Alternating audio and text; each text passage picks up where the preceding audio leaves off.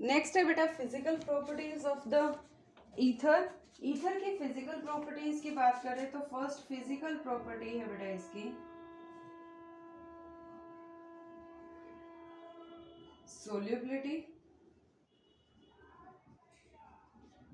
They are less soluble in water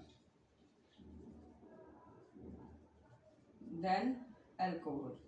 alcohol से compare करेंगे बेटा तो ये लेस सोल्यूबल है। क्यों? आर ओ आर की बात करो, आर कैसा पार्ट है? अल्काइल पार्ट, और आर बल्की ग्रुप भी है, जबकि आर ओ एच में एक अल्काइल ग्रुप है। तो जिसकी वजह से बल्की नेचर होने की वजह से ये सिर्फ थोड़ा सा पोलर होता है, स्लाइटली पोलर। तो जिसकी वजह से इसका जो है सोल्युबिलिटी कम है और ये कम हाइड्रोजन बॉन्ड बना पाता है as compared with the alcohol. और जब कहते हैं आर पार्ट जितना बड़ा होता जाएगा सोल्युबिलिटी भी डिक्रीज होती जाएगी। क्लियर है बेटा? तो स्लाइटली पोलर है और ये सोल्युबिलिटी बहुत वेरी लेस अमाउंट में शो करता है। सेकेंड है इसका boiling point. Boiling point again depends on intermolecular forces. और बेटा ये कैसी फोर्सेस है? Weak forces. वीक फोर्सेस क्यों है?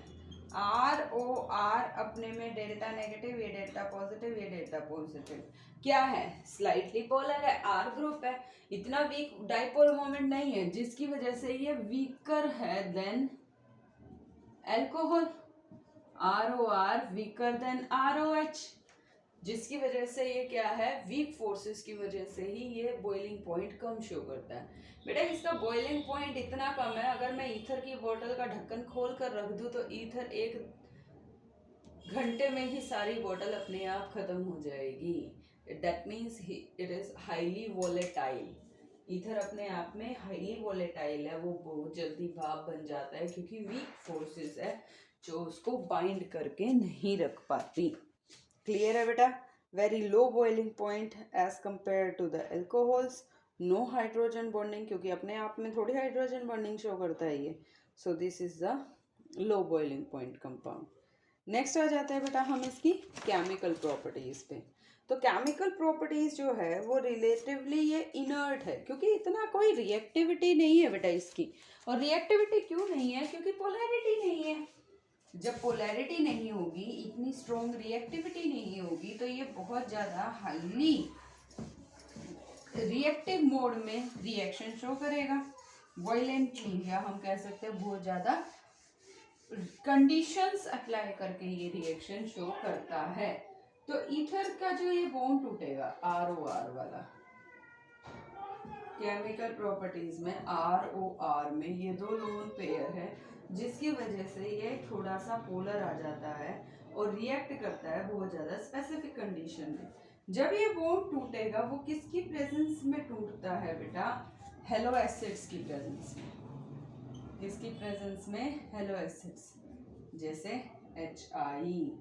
बहुत ज़्यादा कन्वीनियंट वे में हम किसको लेते हैं बेटा?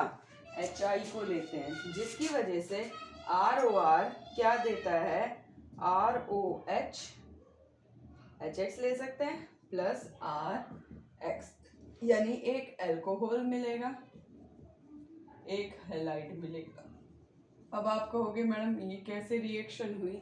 मैं इसका ना आपको मैकेनिज्म करके ही दिखा रही हूँ बेटा, क्योंकि ये क्वेश्चन पेपर में पूछा जाता है कि हम कैसे रिएक्शन करवाते हैं HI की विद मिथॉक्सीमीथेन। मिथॉक्सीमीथेन यही है बेटा, इसकी रिएक्शन HI से करवाओ। जब फर्स्ट स्टेप क्या है बेटा? ROR, ये HI है, तो इसके ऊपर हमेशा क्या अटैक करेगा? न्यूक्लियोफाइल अटैक करेगा बेटा, कि पेयर ऑफ इलेक्ट्रॉन ने H को एक्सट्रैक्ट कर लिया और प्रोटोनेशन हो गया, जिसकी वजह से क्या हुआ? CH3O, O ने H को जोड़ लिया और CH3, और I नेगेटिव क्या रह गया? अकेला। अब ये I नेगेटिव क्या अटैक करेगा? इस कार्बन पे अटैक करेगा और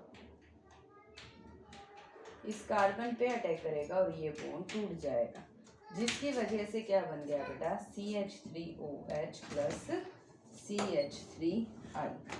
ये प्रोडक्ट बनते हैं बेटा। क्लियर है बेटा। न्यूक्लियोफिलिक अटैक हो जाएगा I नेगेटिव का। अगर हम HI को फर्दर एक्सेस में ले लेते हैं, HI मान लो फर्दर एक्सेस में है, तो HI पे अगेन पेयर ऑफ इलेक्ट्रॉन है, ये अटैक करेंगे और क्या बनाएगा CH3OH2 और I नेगेटिव फिर से बैक साइड अटैक करेगा और वाटर को निकाल देगा, यानी we get 2 molecules of CH3I along with water. तो बेटा ये न्यूक्लियोफिलिक अटैक होता है, बैक साइड अटैक होता है, ये बात आपने ध्यान रखनी है। और बैक साइड अटैक हमेशा किस में होता है SN2 में। अब क्वेश्चन कई बार मैकेनिज्म ना पूछ के वो बहुत सिंपल क्वेश्चन पूछता है कि what is the product will be formed when we take the reaction is like this. तो मैं लिख रही हूँ बेटा कि आपने एक्सपेक्टिंग प्रोडक्ट लिखना है। दे दी। अब मान लीजिए आपको C2H5O C2H5 along with HI in excess, HI excess में है तो क्या बनेगा?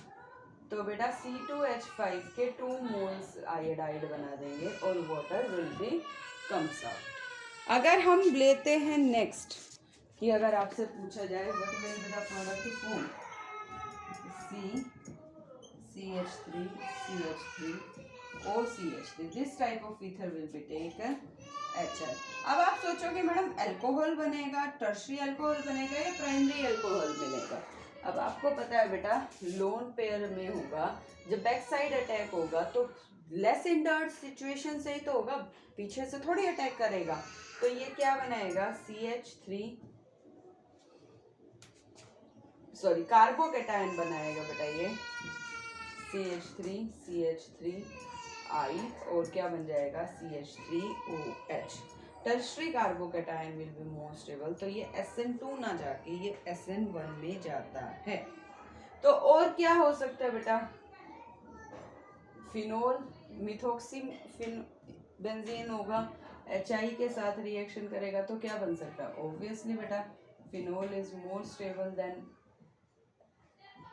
CH3I. So such type of product will be formed when the reaction will held with the halo acid. Stability of the ions will be more important than the product form. Next आ जाते हैं बेटा हम electrophilic substitution reaction of ether. Clear है बेटा? तो electrophilic substitution की बात करें केमिकल प्रॉपर्टीज में तो आपको ये बात जरूर समझनी चाहिए कि आपका जो बेंजीन पे लगा हुआ ग्रुप है वो कैसा ग्रुप है, वो एक्टिवेटिंग ग्रुप है या डीएक्टिवेटिंग ग्रुप है। मींस आने वाले ग्रुप को वो ऑर्थो पैरा पे भेजेगा या मेटा पोजीशन पे भेजता है। अब OCH3 जो ग्रुप है OCH3 कॉमनली ले रही हूँ बेटा, इसके ऊपर लोन पेयर है, ये पेयर ऑफ इलेक्ट्रॉन रिंग को देगा जिसकी वजह से ये ऑर्थो और पैरा पोजीशन पे क्या लेके आएगा? Negative charge. यानी अगर हम कहें कि ये मिथोक्सी मीथेन कैसा है, अपने आप में ऑर्थो पैरा डायरेक्टिंग ग्रुप है। कैसा है बेटा ये अपने आप में? ऑर्थो पैरा डायरेक्टिंग ग्रुप है। तो ओवरऑल स्ट्रक्चर फिर से क्या आ जाएगा बेटा? ये वाला आ जाएगा। तो ऑर्थो पैरा डायरेक्टिंग यानी आने वाले ग्रुप को ये ऑर्थो पे भेजता है और पैरा पोजीशन पे भेजता है। और आपको कितनी इलेक्ट्रोफिलिक सब्स्टिट्यूशन रिएक्शन करवा रखी है बेटा? 5। कितनी करवा रखी है बेटा आपको? 5। कौन कौन सी? Halogenation, nitration, sulphonation, Friedel Crafts alkylation और फ्रीडल क्राफ्ट एसाइलेशन। तो जब हम बात करते हैं बेटा इसमें कि OCH3 की अगर हम ब्रोमिनेशन करवाएं एनहाइड्रस AlCl3 की प्रेजेंस में तो ये ऑर्थो और पैरा पे ब्रोमीन ग्रुप को ऐड करवाता है।